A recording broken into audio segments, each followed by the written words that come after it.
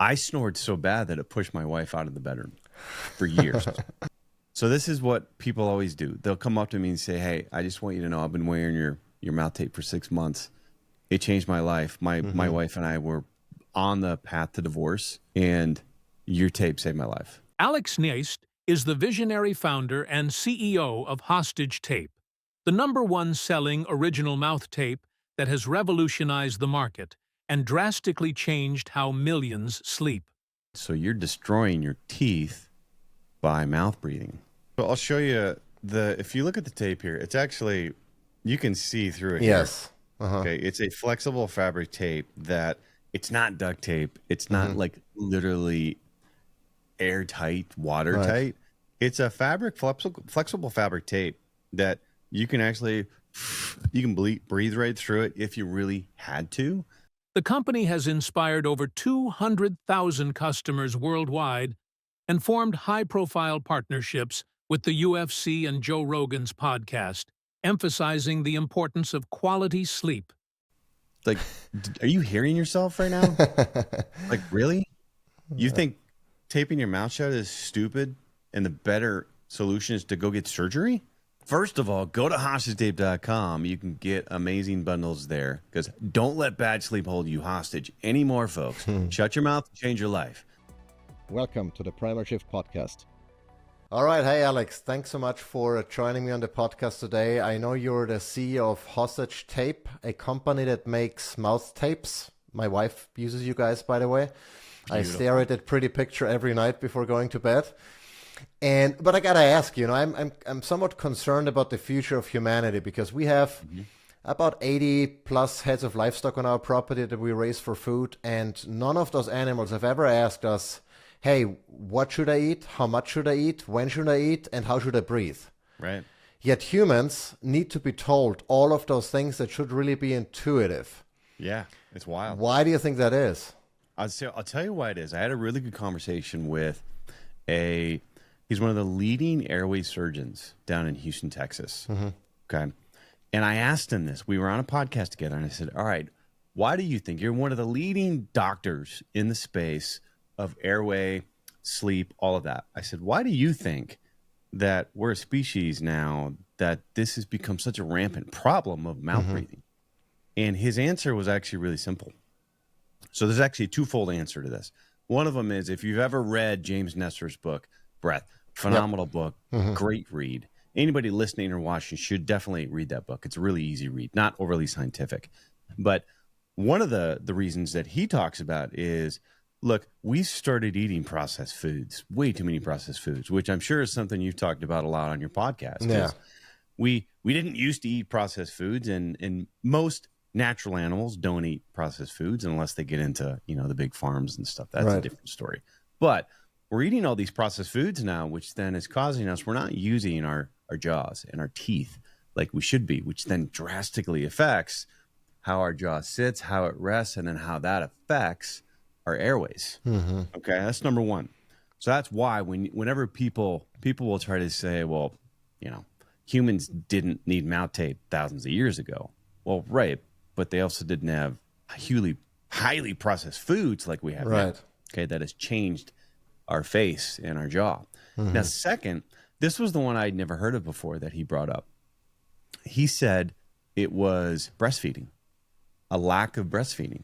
So if you think about it and you actually look at the timeline, and I'm the perfect person that when I grew up in the age, I'm 45. So I grew up at that point, that turning point when all of a sudden the formula got invented. Yeah.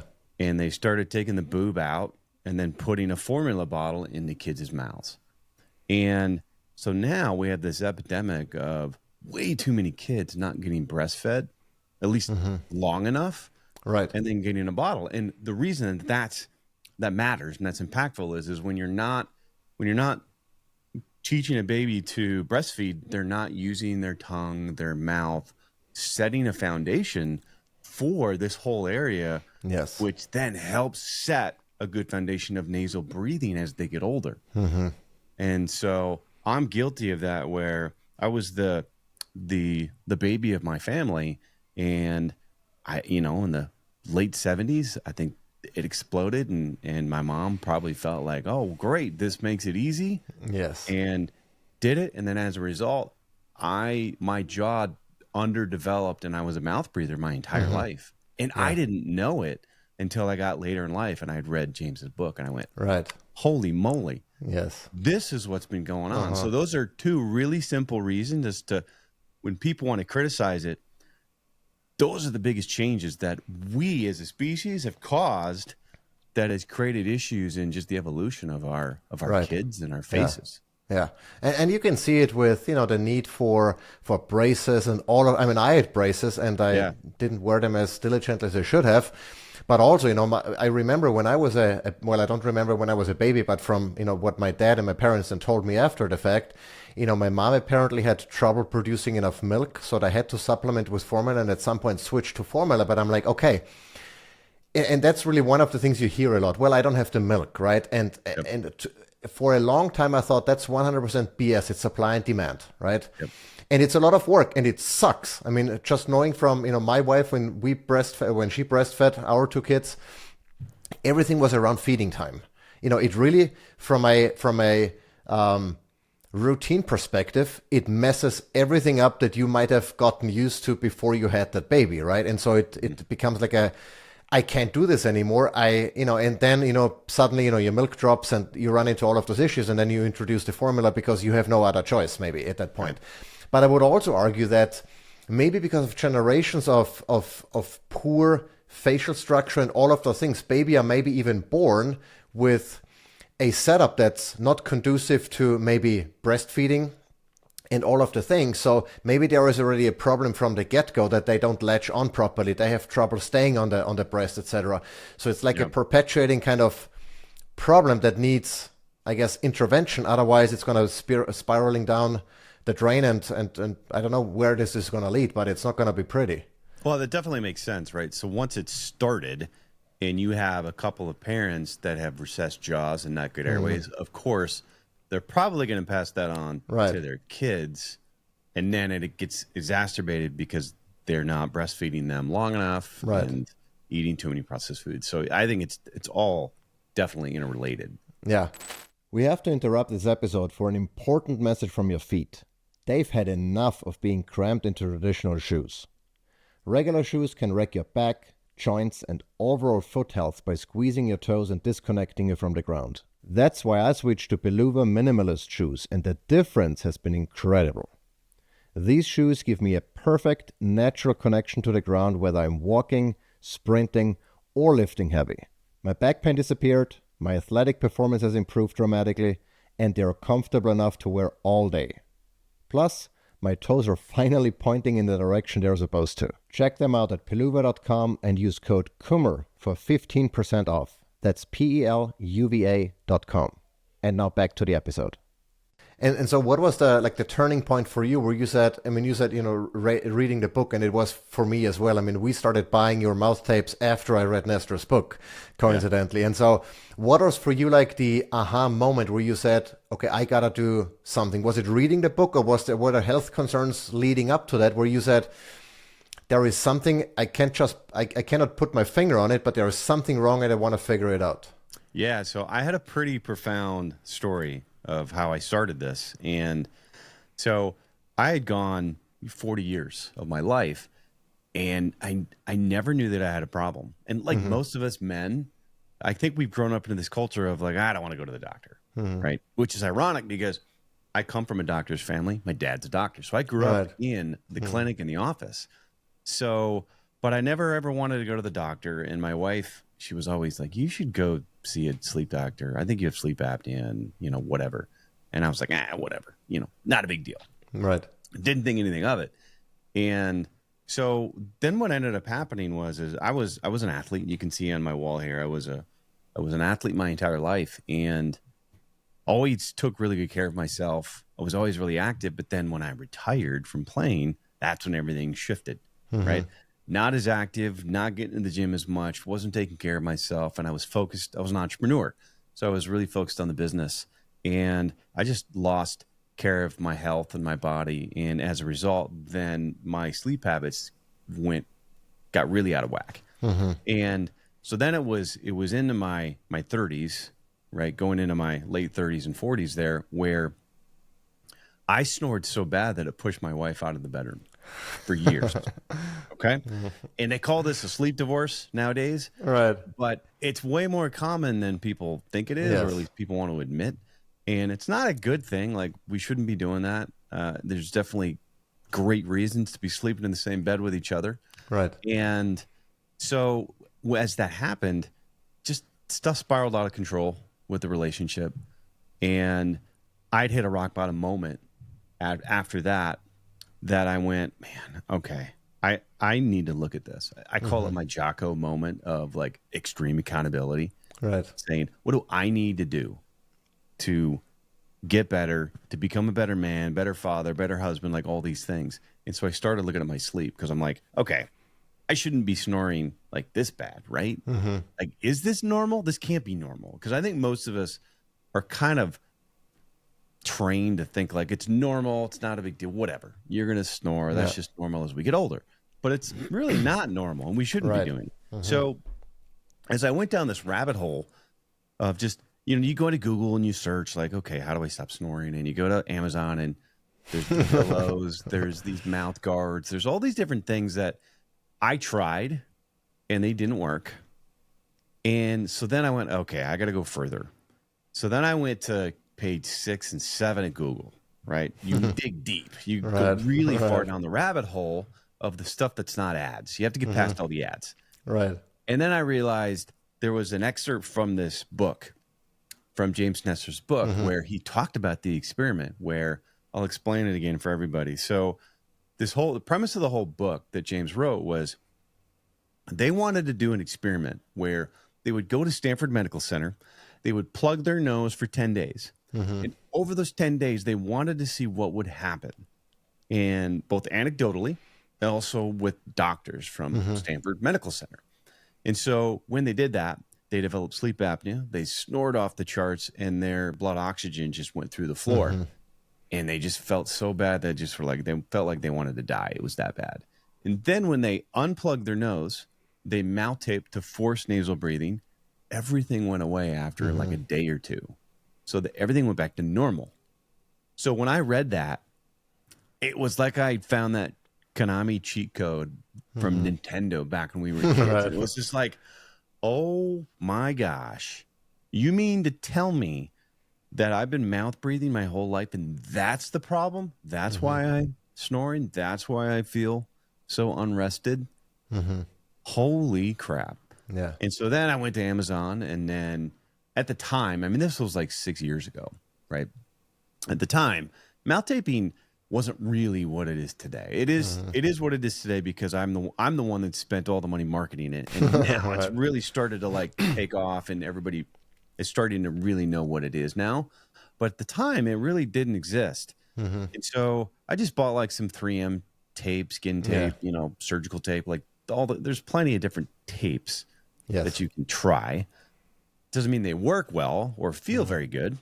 So I got that, and then the first night that I had it, this thought went through my brain that everybody has. Even you or your wife probably had it when you tried it for the first time. You went, wait a minute, what if my nose gets stuffy? Like, am I going to die? That's a normal thought process that everybody that mouth tapes for the first time has.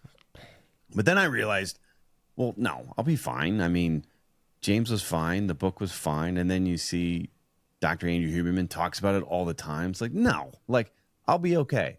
So I practiced a bunch of different ways to put it on. And for me, I put it all the way across because I felt like, for me, I've got a strong jaw.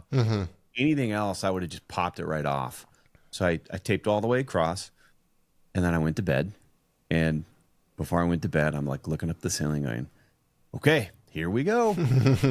Light goes off. And then when I woke up the next day, that's when I knew. I could not believe just the energy that I felt. I felt rested. I felt like I was my 15-year-old son.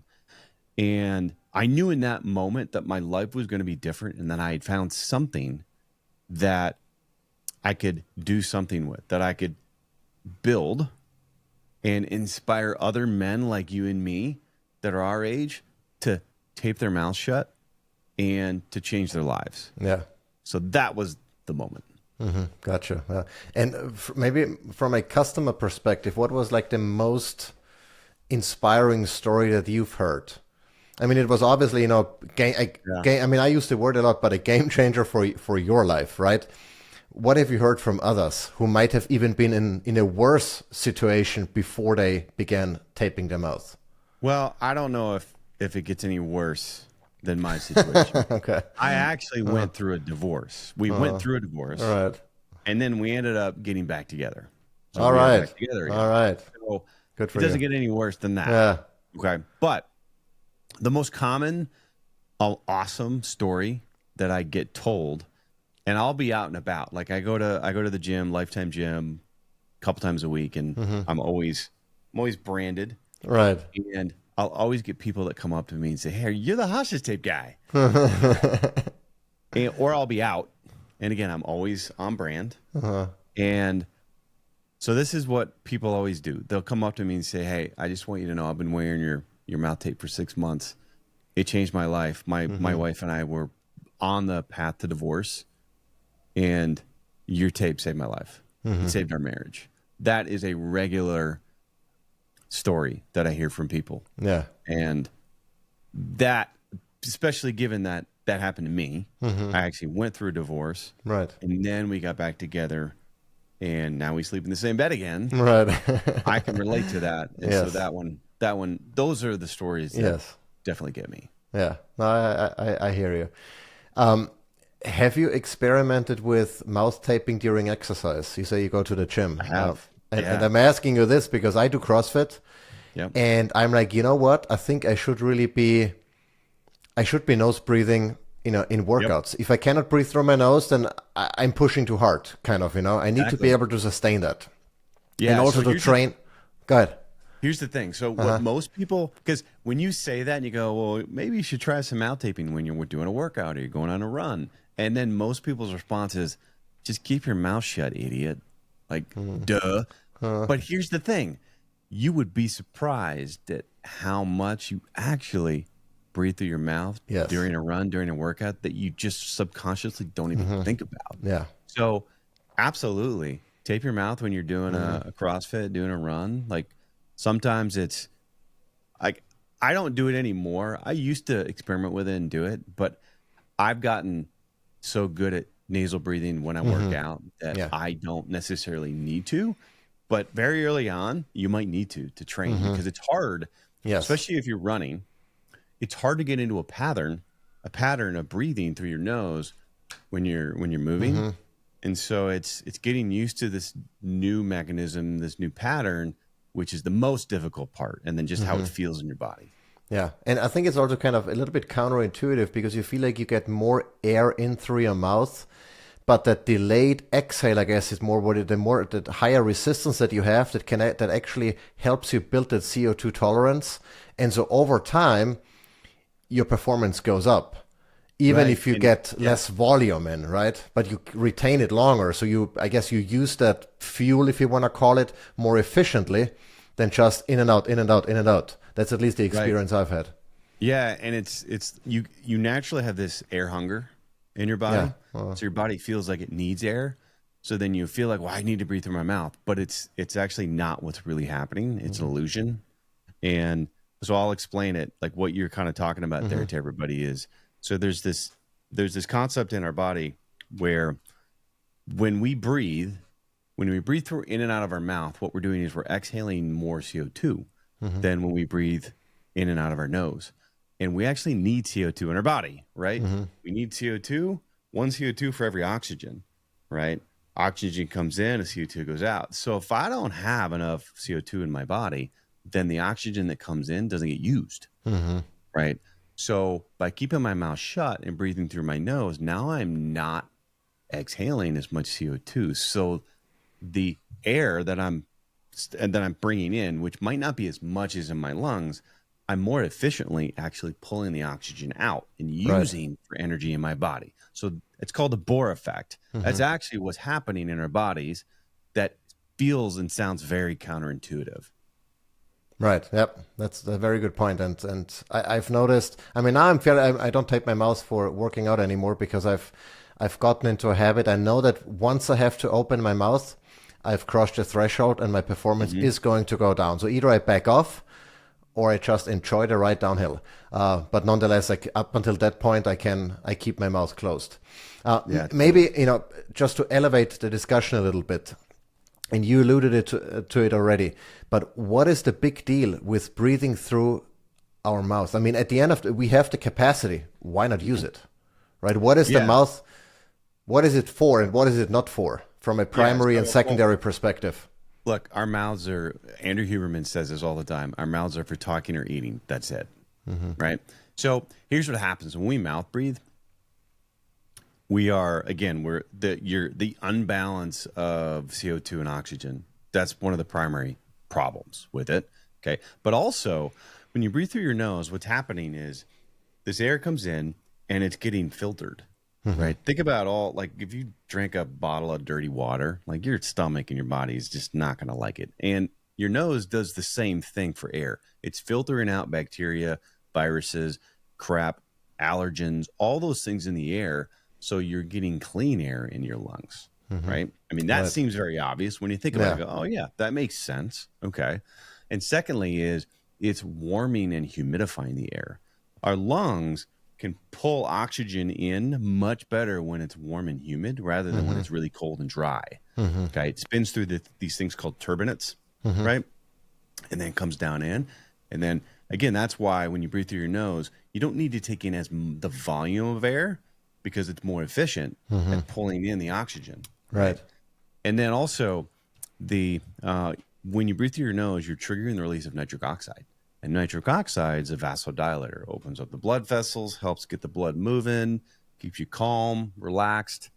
And also, here's another thing about mouth breathing that is kind of one of the last things that most people don't think about is, so when you breathe through your mouth, you dry out the saliva.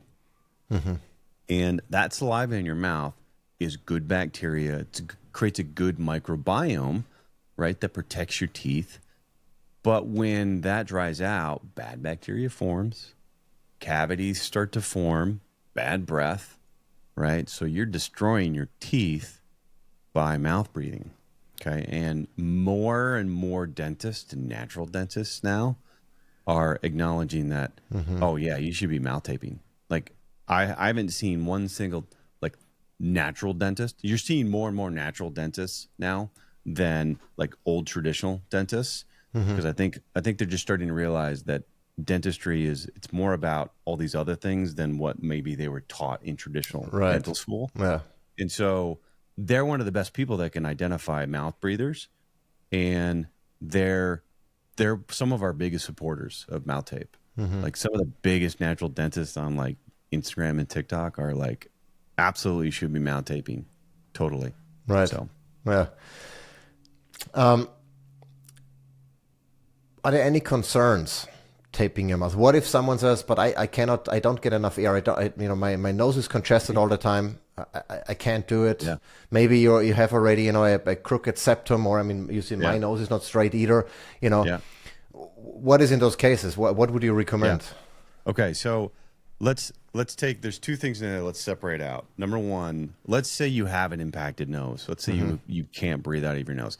Well, in that case, yes, you may need to go in and get it fixed. If you can't breathe through your nose and like you had your nose punched in or you got into an accident or something crazy, then that's one of the very small cases where you probably shouldn't tape your mouth. In fact, we're partnered with the LA Center for Ear, Nose, and Throat. And what they tell their patients is like, all right, if you lie down and you kept your mouth shut and only breathe through your nose, can you breathe through your nose, or do you gasp open, feeling like you have to open your mouth? Because if you can keep your mouth shut and breathe through your nose just lying down, then it's perfectly safe to mouth tape. Okay.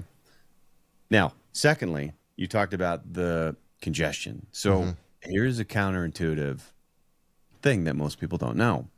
When you mouth breathe, it creates congestion in your nose. When you nose breathe, it decongests your nose. Why is that? Because your brain, when you breathe through your nose, when you breathe through your mouth, your brain tells your nose to create mucus, and then it fills up. So then it creates this vicious cycle where then you feel like you have to keep your mouth open to breathe, and then your brain keeps telling your nose to create more mucus. So then you keep doing it, right? So just by keeping it shut, because think about it this way, right? It's kind of like what you alluded to earlier, where we have this amazing, beautiful body that does all these amazing things that we just can't understand how it does. But if there's one thing it knows how to breathe if you do it properly. Yeah. And we were designed to breathe out of our nose, not our mouth. And so if you keep your mouth shut, it will breathe out of your nose. You will breathe perfectly fine out of your nose. And here's a good example, anecdotal story. So I've been mouth taping now for 6 years. And I've never not mouth taped, even when I've been really, really congested sick. Okay? Because, again, when you keep your mouth shut, the nose will open up. Even if you feel like you're really congested and there's just no way. Like, no, your nose will open up. I guarantee it. Okay? Unless maybe you have allergies. That's one thing where, okay, certainly allergies could cause flare-ups that, are outside of that control. But even then, what the nose is doing, it's filtering out allergens. So your chances of having an allergic reaction and allergies are a lot less if you're focusing on nasal breathing than if you're going in your mouth. Because you breathe in your mouth, all the allergens go right in your lungs, and then you flare up. Totally. It's even worse. Right. Makes a lot of sense. And I can, confirm occasionally I think it might be related to certain foods that I, get triggered maybe by, the wrong type of dairy, if it's like, pasteurized dairy or whatever. And I can feel anything that causes inflammation, really, right? Right, exactly. And I can feel like, okay, my nose is getting stuffy, but then I lie down, I close my mouth and I start breathing through my nose, and suddenly I can breathe, And maybe the other nuance, so this you're probably aware of this, but there is like this cycling going on between, one nostril might be congested and an hour later it's the other one, right? And that's a perfectly natural cycle. And that you will notice. So when I am sick, I do notice that. It'll go whoop, boop, boop. All right. Maybe one more thing, for people, who are concerned about, taping their mouth and then maybe, waking up in the middle of the night, gasping, not being able to breathe. You could actually, it's not that it restricts all airflow, right? I don't know if there are holes in there or if the fabric is just a little bit breathable or whatever it is, but you could theoretically breathe through the fabric. So I'll show you if you look at the tape here, it's actually, you can see through it. Yes. Okay. It's a flexible fabric tape that it's not duct tape. It's not like literally airtight, watertight. Right. It's a flexible fabric tape that you can actually, breathe right through it if you really had to. And when you actually look at it up close and then you put it on, you realize, oh, this is actually looks really safe, feels really safe, feels really comfortable. Yeah. And it almost is very soothing when you put it on your mouth. And once you get used to it, it feels very soothing, and it almost kind of like triggers your body to say, hey, it's time for bed. And you just fall right to bed. Yeah, I remember in the beginning when I used it every night, and my wife said, I tried, I couldn't, it feels so odd and whatever. And now she is the one using it every day or every night, I should say, without any issues whatsoever. Cool. So you started this company how many years ago? So going on 3.5, 4 years. 3.5, 4 years. All right.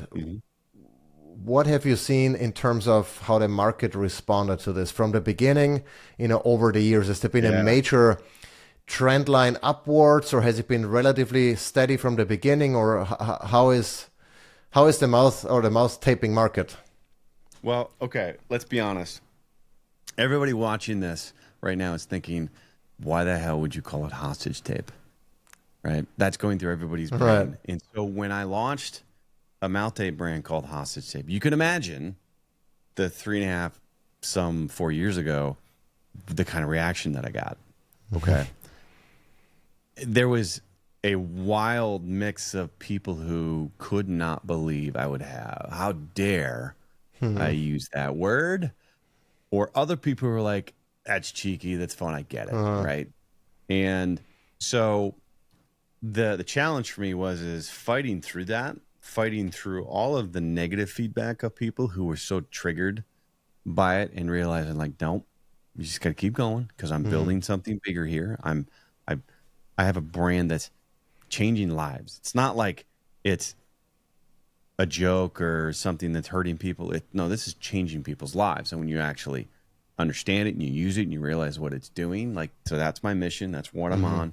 And it just kept pushing through. So for the first year, I mean, we had an amazing first year. I mean, we did almost 7 figures in the first year. And then after that, it really took off. And, you know, we do 8 figures a year now. And I think what's happened after the first 2 years, all of a sudden, everybody started to go, whoa, wait a minute.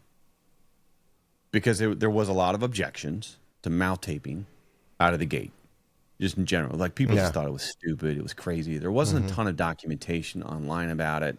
And any of the doctors that, like, if you could Google search, is mouth taping safe? And look, you can find whatever you want to find. If you want to find positive, great, you'll find it. If you want to find negative, you'll find it, right?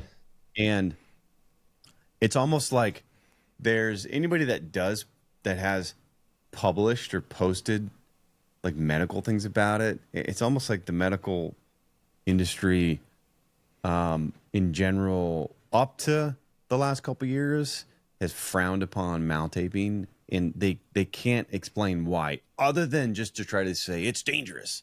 Well, why is it dangerous to breathe out of your nose? Well, you could have major irritation from the glue. Really? It's like they can't ever really, and then they'll always fall back on, well, there's no peer-reviewed studies. Right. Okay. Do we need a peer-reviewed study for mouth taping? Like, really? You know, like, we're supposed to breathe out of our nose. We all accept and acknowledge that that's a great thing, and that's how we should be breathing. So why is mouth taping bad? And so you can find all that, right? But now what I am seeing is a huge, I think I've spent enough money that it's gone viral on TikTok. It's just everywhere now. And there's certainly plenty of copycats out there who are trying to mirror what we're doing. But the reality is nobody's authentic, like really, truly as authentic as what we created, the way that we created the story behind it, and then the actual brand itself. Like, we're all real people, whereas most of the copycats, they're just somebody in China or some kid who's trying to drop ship, or like, it's just no real company. Right. Right. But what's happening now is, I feel like in the overall opinions of mouth taping from the medical community and just experts, it's shifting, hugely shifting. Yeah. Because one of the biggest responses that I see, so I do a post-checkout survey when people buy, the amount of people I see saying, oh yeah, my doctor recommended hostage tape, or my sleep doctor recommended it, or my dentist recommended it, or my ENT. Like, the amount of medical professionals pointing people to mouth tape and hostage tape, it's growing bigger and bigger than I ever expected it to. But it just goes to show you that I think that with more awareness and more people looking into it and more seeing just real life stories. Yeah. Because that's the thing about mouth taping, right? Is, there's not a ton of studies, because it's like, do we really need to spend all that money on studying mouth taping? Like, nobody wants to spend the money on that. That's why. It's because studies are expensive. Yeah. Right. Of course, there's studies on CPAPs, because there's a ton of money behind CPAPs. Yeah. Right. But there's not really that many studies behind mouth taping, because you're looking at the biggest mouth tape brand in the world, and we're only 3 years old. Right. So you look at that, and now that you start to see just the amount of people who have been impacted by it, and it's just logical, and nobody's ever been hurt by mouth tape. Yeah. And you know, one thing that Despite on all the fear mongering that's going on. But I always tell people, look, if it's something that's relatively inexpensive, if it's something that can be easily tested, just test it. Don't listen to whoever gives you an opinion. Just try it out and see how you feel with it. The worst one is this. People will say, "Oh my God, that is so dumb. Why would you do that? You should just go get surgery." Like, are you hearing yourself right now? Like, really? You think taping your mouth shut is stupid and the better solution is to go get surgery? Yeah. In fact, the ENTs that we work with, they say your first step should not be going to get surgery. Because number one, the amount of people who come in and they do surgery on for like snoring and stuff, he goes, it doesn't fix the problem. It usually doesn't fix it. And two, it's really expensive and it's not covered by insurance. Right. So he goes, our ENTs always tell people, let's try some mouth taping. Let's see if that helps you. Yeah. Either maybe it solves the problem entirely, or they use it in conjunction with whatever procedures or things they might be doing with them. Right. Have you done any work in terms of strengthening your muscles in your mouth and jaw and stuff? Has that helped at all in combination with mouth taping or otherwise? I haven't done any sort of like regular exercises, but what I try to do, what I try to be very aware of is keeping the tongue on the roof of my mouth at all times.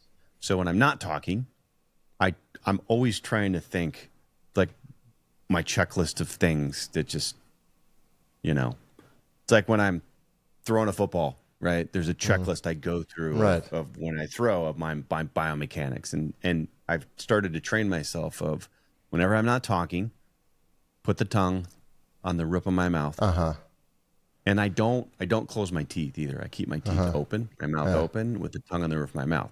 So just that in itself, I think is a huge starting point for people of you could start with that, of just focusing on putting the tongue on the roof of your mouth. That's where you should be resting. Like if I'm just sitting here at my computer, tongue on the roof of my mouth, here, like that. I never realized that this is the natural resting position of the tongue. Yeah. Until I read about it, I'm like, interesting, because I thought the tongue would be on the bottom, right? Resting on the bottom, but no, it's resting up on, against your gum, I guess. Or we're looking at our dogs too much. It's not like that. Yeah. That's right.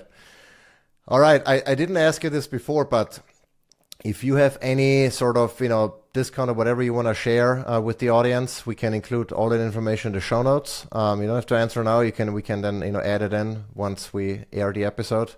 And maybe also tell us where can people find you, maybe more information about, all that what you do. And obviously then, on Hostage Tape, your shop page, I'm sure there's plenty of resources for people to read up. But if there's anything in particular you want people to read other than the Nestor book, you can share this as well with me, and I'll include all of that in the show notes. Well, first of all, go to hostagetape.com. You can get amazing bundles there, because don't let bad sleep hold you hostage anymore, folks. Shut your mouth and change your life. All right. And you can find me on Alex Neist. I'm on LinkedIn, Twitter, some of those places. But most of all the interesting I'm not that interesting. Most all the interesting content is on all the Hostage Tape handles. So you can find Hostage Tape on all the socials. Okay, cool. Yeah, we actually purchased just a year worth of tape, have it in our drawer. Whenever we need a new pack, we just open it, and we're good to go. And that's how we roll. Love it.